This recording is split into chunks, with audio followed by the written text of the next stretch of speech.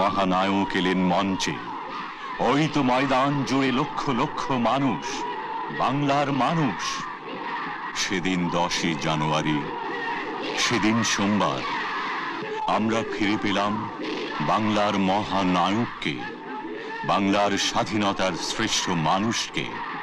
তিনি এলেন যেন মহাসাগরের আহ্বান এলো, তিনি এলেন যেন হাজার বছরের বাংলা এলো।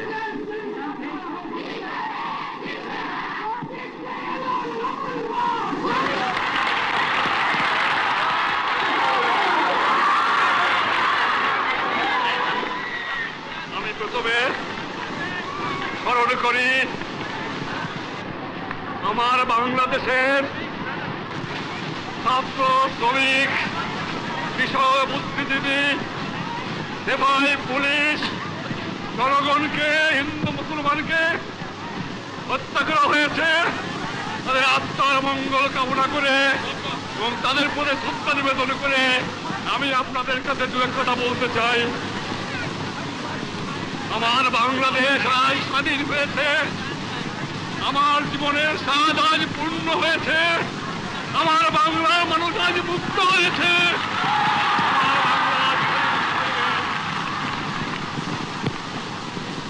আমি আজ বক্তৃতা করতে পারবো না। বাংলার ছেলেরা, বাংলার মায়েরা, বাংলার কৃষক, বাংলার শ্রমিক, বাংলার বুদ্ধিজীবী কিভাবে সংগ্রাম করেছে। আমি কারাগারে বন্দী ছিলাম, ফাঁসি কাটতে যাবার জন্য প্রস্তুত ছিলাম, কিন্তু আমি জানতাম আমার বাঙালিকে কেউ দাবায় রাখতে পারবে না, আমার বাংলার মানুষ স্বাধীন হবে। আমি আমার সেই যে ভাইয়ের আত্মা আহুতি দিয়েছে, শহীদ হয়েছে, তাদের আমি শ্রদ্ধা নিবেদন করি, তাদের আত্মার মাগফিরাত কামনা করি।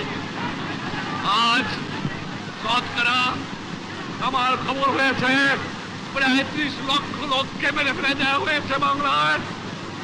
দ্বিতীয় মহাযুদ্ধেও এবং প্রথম মহাযুদ্ধেও এত লোক, এত সাধারণ নাগরিক মৃত্যুবরণ করে নাই, শহীদ হয় নাই, যা আমার এই 7 কোটি বাংলাদেশে হয়েছে।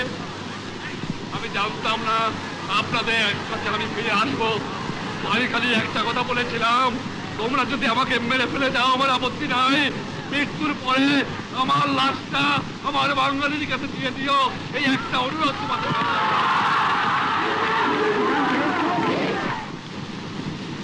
আমি মোবারকবাদ জানাই ভারতবর্ষের প্রধানমন্ত্রী শ্রীমতী ইন্দিরা গান্ধীকে, আমি মোবারকবাদ জানাই ভারতবর্ষের জনসাধারণকে, আমি মোবারকবাদ জানাই ভারতবর্ষের সামরিক বাহিনীকে, আমি মোবারকবাদ জানাই রাশিয়ার জনসাধারণকে, আমি মোবারকবাদ জানাই ব্রিটিশ, জার্মানি, ফ্রান্স, সব জায়গায় যে গভর্নমেন্ট জনসাধারণ আছে তাদের আমি মোবারকবাদ জানাই যারা আমাকে সমর্থন করেছে। আমি মোবারকবাদ জানাই আমেরিকার জনসাধারণকে, আমি মোবারকবাদ জানাই বিশ্ব দুনিয়ার মুসলিম জনসাধারণকে যারা আমার এই মুক্ত সংগ্রামকে সাহায্য করেছে।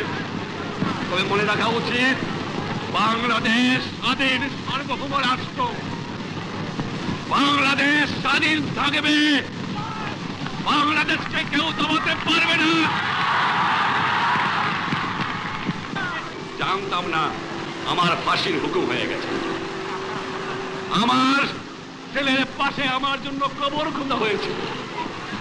আমি প্রস্তুত হয়েছিলাম, বলেছিলাম আমি বাঙালি, আমি মানুষ, আমি মুসলমান, একবার মরে 2 বার মরে না। বলেছিলাম আমার মৃত্যু আসে থাকে যদি আমি হাসতে হাতে যাব, আমার বাঙালি জাতকে অপমান করে যাব না, তোমাদের কাছে ক্ষমা চাইব না। এবং যাবার সময় বলে যাব, জয় বাংলা, স্বাধীন বাংলা, বাঙালি আমার জাতি, বাংলা আমার ভাষা, বাংলার মাটি আমার স্থান।